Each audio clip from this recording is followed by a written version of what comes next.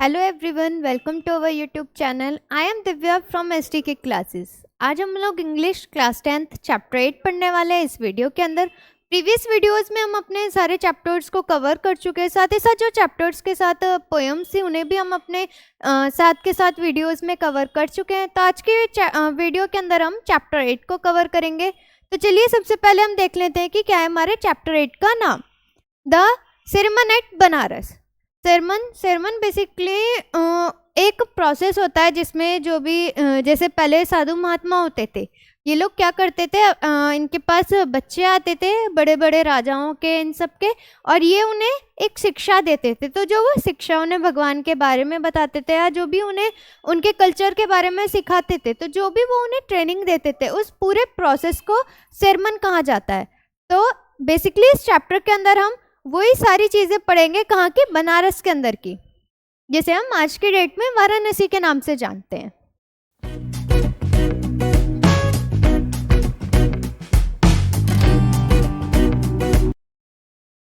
सबसे पहले हमारी एनसीईआरटी में एक कॉलम दिया गया है चैप्टर शुरू करने से पहले, बिफोर यू रीड का। एक बार उसे भी देख लेते हैं कि उसमें क्या बताया गया है। Activity: use a dictionary or ask for your teacher's help as you discuss the following questions in the group. मतलब कुछ क्वेश्चंस दिए गए हैं जो टीचर्स और स्टूडेंट्स आपस में सब डिस्कस करेंगे। हम भी डिस्कस कर लेते हैं। आप लोगों को आंसर पता हो तो प्लीज कमेंट में बता देना। First one is what is a sermon। sermon अभी मैंने आप लोगों को बताया कि sermon क्या होता है। जो भी उन्हें एजुकेशन, भगवान के बारे में या जो भी उन्हें डेली लाइफ के बारे में बताया जाता है, ट्रेनिंग दी जाती है, उस पूरे प्रोसेस को कहते हैं। It is different from a lecture और अ टॉक। क्या ये एक डिफरेंट होता है किसी लेक्चर या किसी टॉक से? तो हाँ, लिटिल बिट कह सकते हैं, क्योंकि इसमें उन्हें एक प्रॉपर ट्रेनिंग, एक प्रॉपर प्रोसीजर बताया जाता है कि किस तरीके से उन्हें अपने लाइफ में आगे बढ़ना है।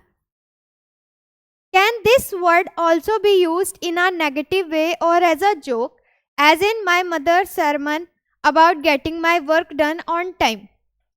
ये क्वेश्चन एक आया है कि क्या हम sermon वर्ड को एक नेगेटिव तरीके से ले सकते हैं कि मेरी माय मदर जो है वो sermon कर रही है कि उन्होंने मेरे काम को टाइम पर करवाया। देन इसी तरीके से और सेकंड एंड थर्ड क्वेश्चन भी है। Have you heard of the sermon on the mount. क्या आपने पहाड़ों पर सुना है sermon का नाम? Who delivered it. किसने ये डिलीवर किया? Who do you think delivered a sermon at Banaras. And क्या सोचते हैं आप कि ये किसने डिलीवर्ड किया होगा बनारस के अंदर? तो चलिए अब हम अपने चैप्टर को शुरू करते हैं। चैप्टर शुरू करने से पहले प्लीज़ हमारे चैनल एसटीके क्लासेस को सब्सक्राइब कर लें, हमारी वीडियोस को लाइक करें और शेयर करें, ठीक है। तो जो हम इस चैप्टर के अंदर बेसिकली जिसके बारे में पढ़ेंगे वो है गौतम बुद्ध, ठीक है। उन्हीं से ही रिलेटेड ये पूरा चैप्टर है। किस तरीके से उन्होंने अपनी ट्रेनिंग ली, किस तरीके से उन्होंने अपनी एजुकेशन को पूरा किया, एक रॉयल लाइफ भी उन्होंने सरवाइव करी और एक एज अ साधु वाली लाइफ भी उन्होंने सरवाइव करी। तो वो दोनों लाइफ, पूरी एक उनकी लाइफ हिस्ट्री बताई हुई है इस चैप्टर के अंदर। तो Gautam Buddha 563 BC to 483 BC began life as a prince named Siddhartha Gautam. जो गौतम बुद्धा है वो, जो भी उनकी एक रॉयल लाइफ थी, उनका जो प्रिंस नेम था वो क्या था? सिद्धार्था गौतम। इन नॉर्थन इंडिया, वो कहाँ के थे, उनका जन्म कहाँ पर हुआ था? नॉर्थ इंडिया के साइड पर हुआ था। At 12 he was sent away for schooling in the Hindu sacred scriptures and 4 years later he return home to marry a princess. जब वो 12 साल के थे तो उन्हें क्या, उनके एजुकेशन के लिए, उनकी पढ़ाई के लिए उन्हें कहाँ भेज दिया गया था?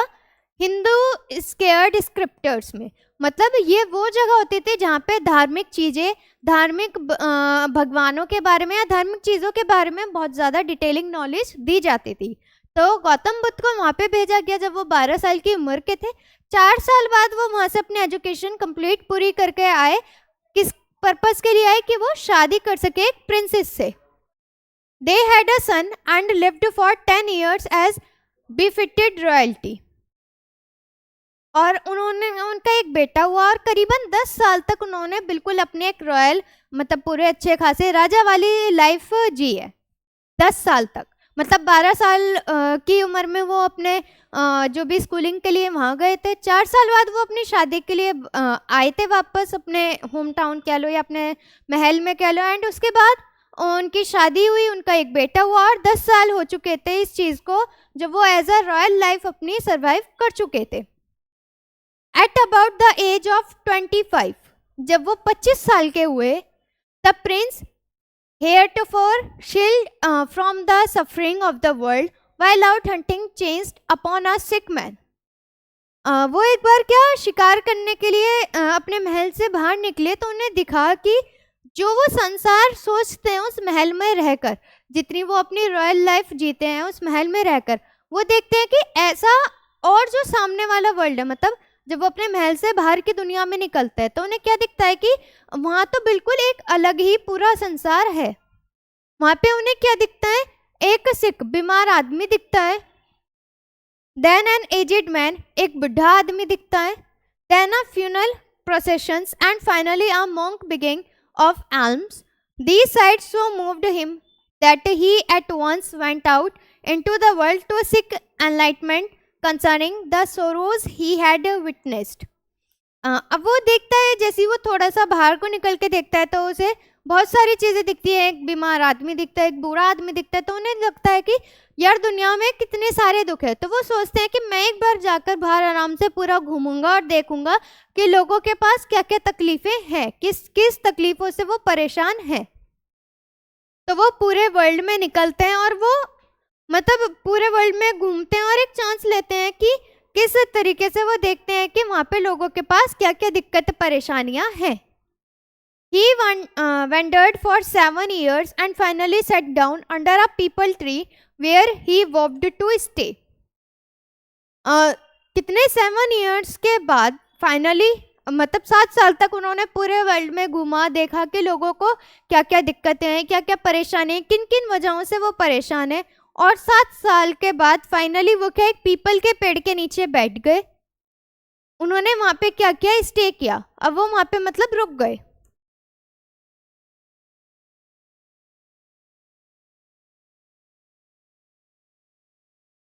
Until enlightenment came. Enlightenment after 7 days, he renamed the tree the Bodhi tree, tree of wisdom, and began to teach and to share his new understandings. जब वो वहाँ पे रुके तो उनके पास एक एनलाइटमेंट आ गया था, मतलब उन्हें 7 साल में इतना पता चल गया था कि लोगों के पास ये दुख है और इन दुखों का ये उपाय या उन्हें ये सुझाव दे सकते हैं वो, कि ताकि लोगों को अपनी लाइफ जीने में क्या हो जाए, थोड़ी सी आसानी हो जाए।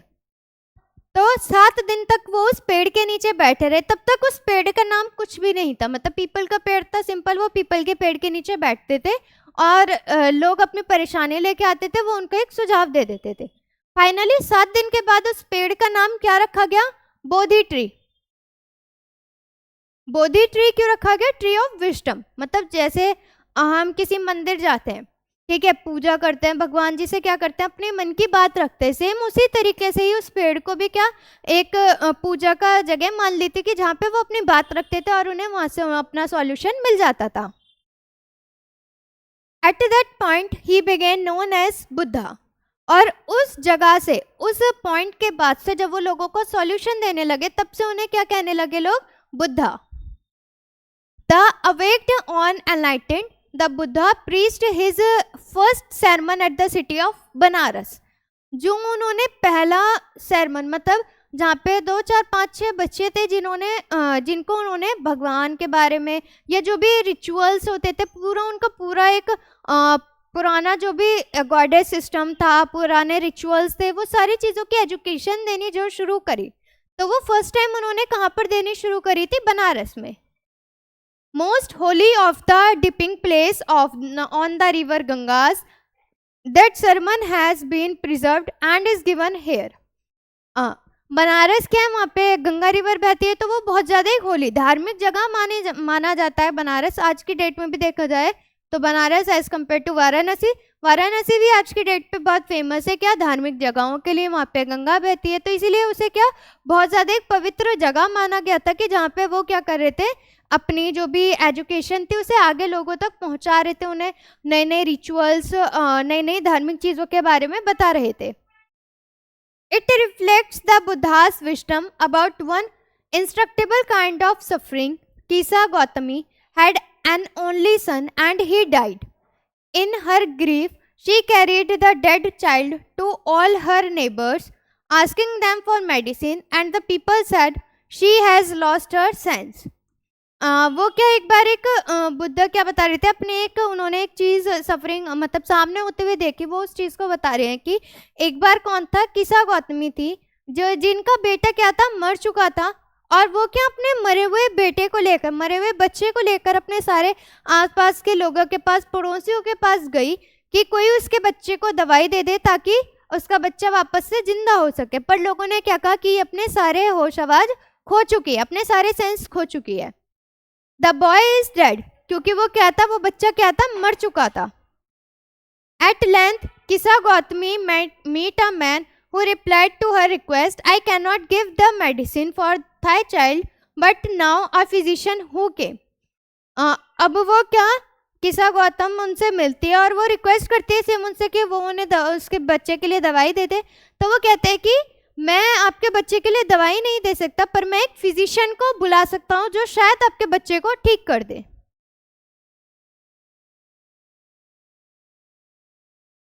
And the girl said, pray tell me sir who is it. वो जो लड़की थी वो कहते कि हाँ जी ठीक है, मुझे बताओ कि वो कौन है। And the man replied, go to Sakyamuni the Buddha. Kisa Gotami repaired to the Buddha and cried, lord and master give me the medicine that will cure my boy. तो जो वो पर्सन था उसने किसके बारे में बताया, गौतम बुद्ध जी के बारे में बताया कि आप उनके पास जाइए, वो शायद आपको क्या कर दें, आपके बच्चे को दवाई दे दे और उन्हें वो ठीक कर सकते हैं। तो वो जाती है उनके पास, लॉर्ड और मास्टर कहते हैं कि आप मेरे बच्चे के लिए दवाई दे दीजिए जिससे मेरा बच्चा क्या हो सके, ठीक हो सके। द बुद्धा आंसर्ड, अब बुद्धा कहते हैं, I want a handful of mustard stressed, and when the girl in her joy promised to procure it, the Buddha added, the mustard seed must be taken from a house where no one has lost a child, husband, parents or friend. तो वो कहते हैं कि आपको कुछ mustard के दाने मतलब सरसों के दाने लाने हैं, पर उस घर से लेकर आने हैं जिस घर से उनका ना तो कोई बच्चा, ना कोई फादर, ना मदर, ना कोई दोस्त मरा ना हो, मतलब एक्सपायर ना हुआ हो। आपको उस घर से सरसों के दाने लेकर आने हैं। Poor Kisa Gautami now went from house to house, and the people pitied her and said, here is mustard seeds, take it. But when she asked, did a son or daughter, a father or mother die in your family, they answered her, alas, the living are few but the dead are many. तो वो अब क्या वो उसी चीज़ को शुरू करती हैं, वो लोगों के घर जाती हैं, उनसे कहती हैं कि मुझे सरसों के दाने दे दीजिए। तो ऑलमोस्ट लोग क्या करते हैं, उस चीज़ के लिए रेडी हो जाते हैं। पर जब वो अपनी शर्त रखती हैं कि क्या आपके घर में किसी दोस्त की, किसी बेटे की, किसी मदर की, फादर की, किसी की डेथ तो नहीं हुई, तो लोग कहते हैं कि हाँ हमारे घर में हुई है। पर उन्हें जो गौतम जी ने कहा था कि उन्हें कौन घर से लाने हैं जिस घर में किसी की डेथ ना हुई हो। Do not remind us of our deepest grief, and there was no house but some beloved one had died in it. मतलब ऐसा कोई भी घर नहीं था जिसमें किसी की डेथ ना हुई हो। एक ना एक ऐसा घर था जिसमें एक ही पर्सन की चाहे डेथ हुई हो पर हुई थी। तो उन्हें पूरे गांव में भी घूमने के बाद कोई भी ऐसा घर नहीं मिला जहाँ पे किसी की डेथ ना हुई हो। किसा Gautami became weary and hopeless and sat down at the wayside, watching the lights of the city as they flicked up and were exhausted again. अब वो क्या थक कर अपनी सारी उम्मीदों को छोड़कर बैठ जाते हैं और ये देखते हैं कि कोई भी घर ऐसा नहीं है जहाँ पे किसी एक सिंगल पर्सन की डेथ ना हुई हो। अब वो अपने बच्चे को कैसे बचाएगी, वो पूरे शहर में घूम चुकी होती है और सारे एक घरों में वो जा जाकर पूछ चुकी होती है। At last the darkness of the night ranged everywhere, अब रात का अंधेरा होने लग जाता है।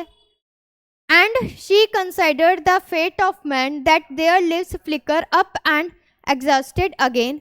अब जितनी भी उनकी उम्मीदें थी, जो भी आशाएं थी, जो भी होप थी, वो क्या धीरे धीरे अब खत्म होती चली गई।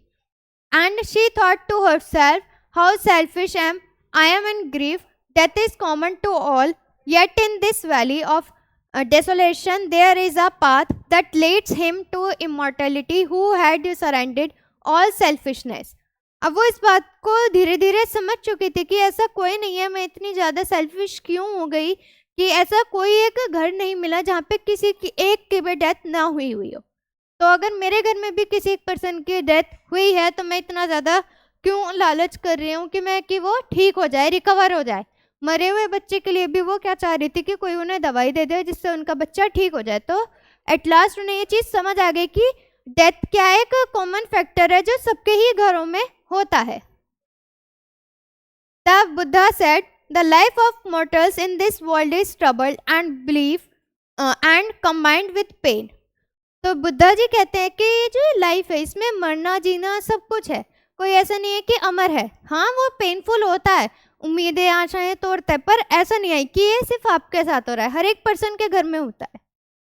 For there is not any means by which those that have been born can avoid dying. ऐसा कोई नहीं है कि वो इस धरती पर आ गया, उसका जन्म हो गया तो वो क्या अपने मरने को अवॉइड कर सकता है, कोई इतना अमर नहीं है। After reaching old age there is death of such a nature and living beings. ये क्या है, लिविंग बींग्स ह्यूमन का, इंसानों का नेचर है कि वो जन्म लिया, वो बच्चे बने, फिर वो जवान हुए, फिर उनकी एक बुढ़ापे वाली एज आती है और बुढ़ापे के बाद एट द एंड उनकी लाइफ खत्म हो जाती है। एक नेचुरल फैक्ट है सभी ह्यूमन बींग्स की लाइफ का। As ripe fruits are early in danger of falling, so mortals were born are always in danger of death. अगर जब कोई फ्रूट पक जाता है तो उसे भी खतरा रहता है कि अब वो पक गया है तो वो पेड़ से नीचे ना गिर जाए। सेम इसी तरीके से ह्यूमन बीइंग्स हैं, उन्हें भी एक खतरा रहता है कि एक एज के बाद उनकी डेथ हो जाएगी, तो उन्हें उस चीज़ का पहले से ही पता होता है। जैसे पके हुए फ्रूट को पता होता है कि वो पकने के बाद क्या है, पेड़ पे से नीचे गिरेगा ही गिरेगा। सेम इसी तरीके से ह्यूमन बीइंग्स को भी पता होता है कि एक एज के बाद भी क्या होगा, उनकी डेथ होनी तय है। As all earthen vessels made by the potter and in being broken, so is the life of mortals. Both young and adults, both those who are fools and those who are wise, all fell in the power of death. चाहे कोई कितना ताकतवर हो, कितना कमज़ोर हो, कितना कम as का हो या कितनी ज़्यादा एज का हो, किसी को नहीं पता होता कि किसकी डेथ कब आ जाए। तो मैं अगर आप आज भी देखें तो आज की प्रेजेंट डेट में भी क्या है कि छोटे से छोटे बच्चे को भी क्या हो जाता है, बहुत जल्दी वो मर जाते हैं, और बड़े से बड़े बूढ़े भी मर जाते हैं। तो कोई एज फिक्स नहीं है कि कोई कि सिर्फ बूढ़ा होने के बाद ही मरेगा। All are subject to death, सबको ही डेथ मिलती है। Of those who overcome by death depart from life, a father can not save his son nor kinsman their relations. ऐसा कोई नहीं है कि किसी के घर का बेटा या कोई मरा हो तो ये उसके फादर ने या उसके किसी फैमिली मेम्बर्स ने उसकी जान बचा ली हो। जिसके लाइफ में जितना समय होता है उसे सिर्फ उतनी ही लाइफ मिलती है। Mark, while relatives are looking on and lamenting deeply, one by one mortals are carried off like an ox that is led to the slaughter, so the world is afflicted with death and decay. Therefore the wise do not grieve, knowing the terms of the world. क्या है, चाहे कोई जानवर ही क्यों ना हो, जानवर भी क्या है अपने, अगर उनके बच्चे की डेथ लिखी है तो क्या होगा, उन जानवरों की भी डेथ होती है। ऐसा नहीं है कि कोई एनिमल है तो वो अमर हो गया कि वो कभी मरेंगे ही नहीं।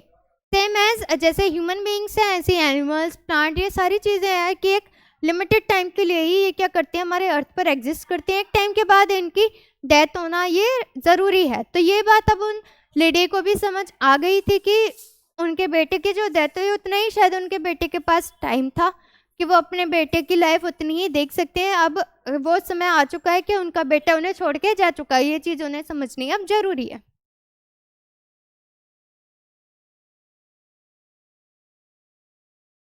Not from weeping nor from grieving will anyone obtain peace of mind. On the contrary, his pain will be the greater and his body will suffer. अब क्या था, वो समझ चुकी थी कि डेथ उसके बेटे की हो चुकी है। वो पेन इतना ज़्यादा था कि वो उसकी बॉडी को भी फील होने लगा तक नहीं। वो पेन इतना ज़्यादा है कि उन्हें इंटरनली भी हार्म करने लगा है। He will make himself sick and pale, yet the death are not saved by his lamentation. उनकी हालत इतनी ज़्यादा ख़राब हो चुकी थी उनके बेटे की डेथ के बाद कि वो खुद को अपना बीमार कर चुकी थी, वो येलो पड़ चुकी थी, मतलब ठीक से उन्होंने कुछ खाया नहीं था, वो सिर्फ अपने बच्चे के मौत के गम में डूबी रहती थी। He who seeks a peace should drown out the arrow of lamentation and complaint and grief. He who has drawn out the arrow and he became composed, who will obtain peace of mind. He who has overcome all sorrow will become free from sorrow and be blessed. अब क्या था, वो जिस दुख के साथ जी रही थी उस दुख को कोई कैसे कम कर सकता है, क्योंकि उनके साथ तो कोई रहने वाला नहीं था। तो क्या हुआ कि वो कंप्लेन कर रही थी कि एक जो एरो है वो कोई उन्हें लगा दे, मार दे, ताकि उन्हें दिमाग की शांति मिल सके। वो अपने दिमाग से शांत होना चाहते थे, और दिमाग से वो तभी शांत हो पाते जब वो उस चीज़ को भूल पाते या उनकी भी डेथ हो जाती। तो एट द एंड उन्हें भी क्या उस चीज़ से फ्री कर दिया गया, उस डर से फ्री कर दिया गया, और उन्हें शांति मिल गई और वो ब्लेस्ड हो गए, मतलब उन्हें बहुत सारी ब्लेसिंग्स भी मिली साथ में। तो यही था हमारा पूरा चैप्टर। होप सो आप सभी बच्चों को ये चैप्टर अच्छे से समझ आ गया होगा। मिलते हैं हम अपने नेक्स्ट चैप्टर में, नेक्स्ट वीडियो में। तब तक के लिए bye bye and take care.